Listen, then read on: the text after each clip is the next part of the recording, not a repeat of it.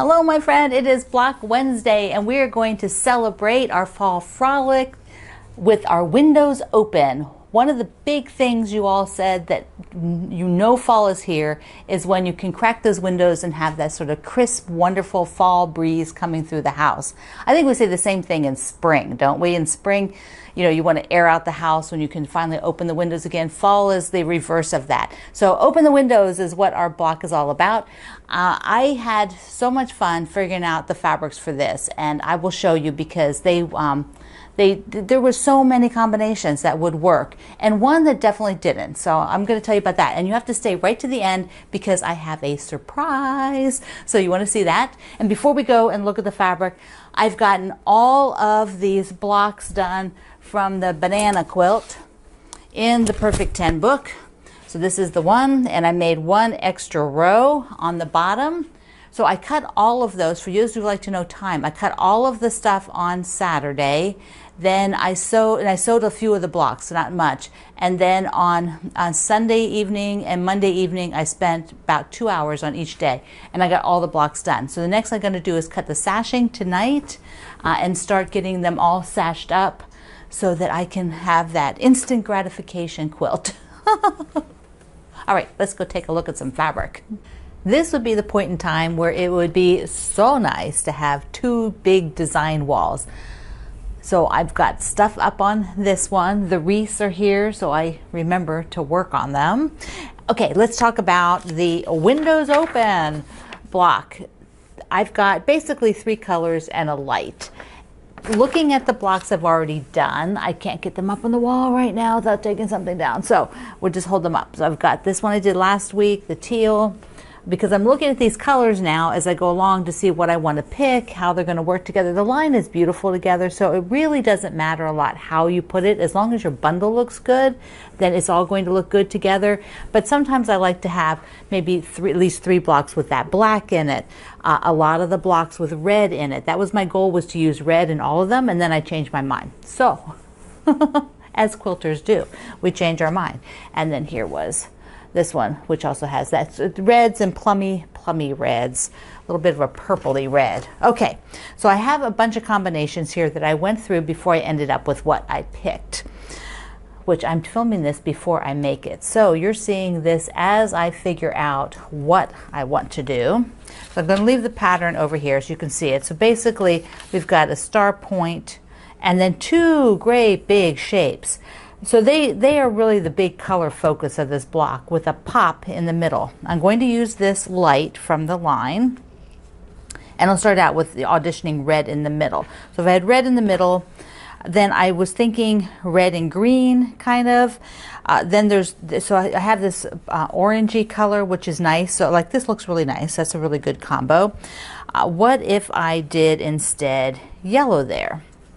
So I really like that too, that green and that yellow. What if I wanted a lighter green? So there you go, it's a lighter green. Remember, these are big shapes. It's almost 1/4 of the block is these 2 fabrics, like with nothing else. So it's a big pop of color. I had thought about this brown here, and what if that, you know, so that makes that looks nice. A lot of these look nice. There's really like nothing that says, oh, you know, this is better than the other. It's going to come down to what I just kind of feel like today.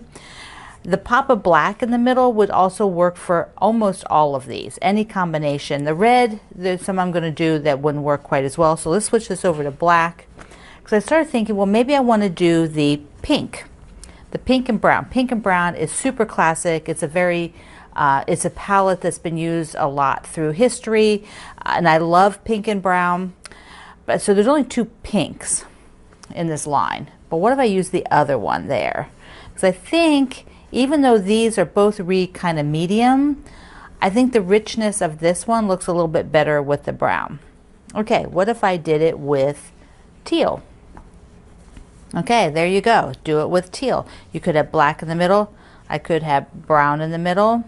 I could probably go with red, the teal and red. Now the thing is, this combination here, these 2 feel a lot different than the rest of these. They don't feel like fall to me. They feel kind of summery.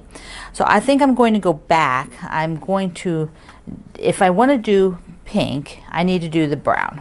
Pink, brown, and black. And that'll bring it down, I think, into a feel that feels more fall-like and associated with all of these. Now the other way I could go, did I show you the yellow yet? I forget whether I showed you that. Oh well, we'll look at it with brown because I don't think we did it with brown. So yellow, brown, and then I could do the red. So there's another combo. That looks really nice. It would also work good with the black. The black looks really good everywhere. Okay. Now if we did brown and teal, that also looks fabulous with the black. See, now here with the teal, it doesn't feel summery because it's not pink, it's brown. So it's nice, those nice fall color. All right, so which am I gonna pick? There's so many good ones. I think I am going to go back to the green. I'm going to do it more fall-like. I'm going to do these two, and I think I'll do a pop of black in the middle. So it brings in a little bit more green to the whole mix here, because I don't really have much green yet. So this is it. So the window's open for fall block, fall frolic. I do like how it turned out. I liked these two colorways because they feel very fall. I think they go with the other ones really well. Yes, there it is. So I did do all of the layout stuff. Oh boy, oh baby. I'm not gonna open it all up, but what I did was, whoop, there's parts of it. See, there we go. So I've got, ta-da, and they're all sort of, I got them clipped together with the Wonder Clip.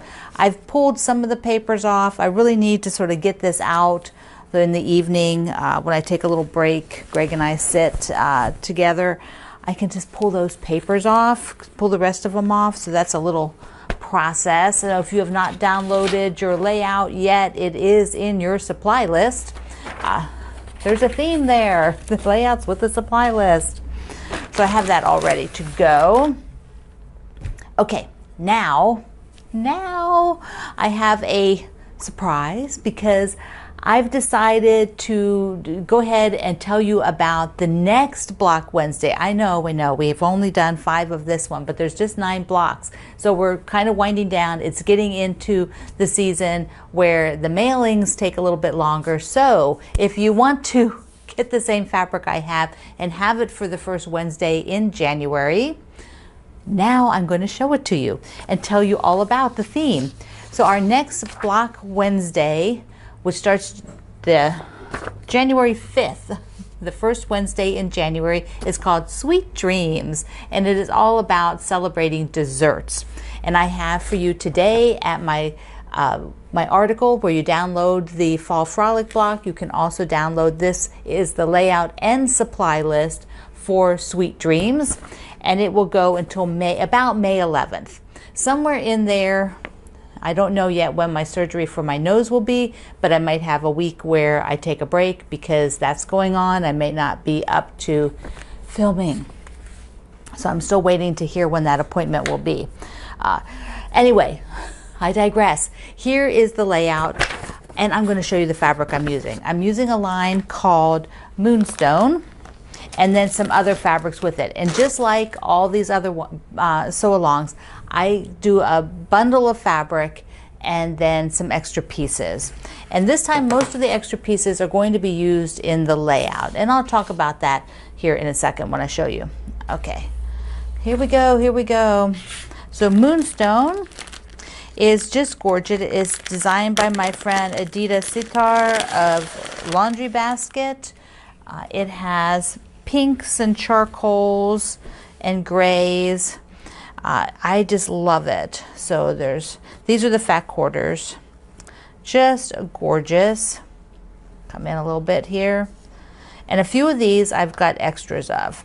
So that's what I'll show you here in a second. And then you go into the grays. They're very classic, and I'm very excited to work with it. Now, if you look at the layout, and you can look on my website and at the supply list, there's a larger, can you see? Like from about here, they're darker prints, and then you have lighter prints, like very light grays, very light pinks. So that's going to be really fun to play around with. Very light pinks, and then into white-based backgrounds. But they have enough pattern on them. They're not reading, white or solids. There are lots and lots of pattern on those light bases. This is the piece that I'm considering the background of everything. So I have, now you could use a solid, which will save you a little bit of money, because solids are usually a little less expensive, but I'm going to use this one for the background of the block. So each block, when I do it, it'll be the background. I've also gotten a few other pieces because these two will be used for the settings. Let me just pull this back now. So in the setting, you can see these dark spots. Those will be this print. So I have you get a bit more of that because it's also used somewhere else quite extensively. So there's a good chunk of this. And then this lighter pink here, this called tuberose. That's all of these sort of sashing strips, everything that looks gray on there. All the sort of white areas and then in the middle are blocks. And in the pattern, besides the directions for how to do that, I have my signature layout here with all the writing on it. So we've got 9-inch blocks in the middle. This is blocks. These are blocks here. These are blocks here. Those are be 6-inch finished, that's 9-inch finished, and then these are 10-inch finished. And one of the things I'm doing, for those of you who go and count all this, is when we're doing this outer rim of blocks, we're going to make each one twice in different colorways, like we've been doing all along here with all these that I'm showing you how, like today, I could have done so many different colors. We'll make 2 when we're doing the Sweet Dreams. That way we get to experiment with the layout and it'll fill out this outer border.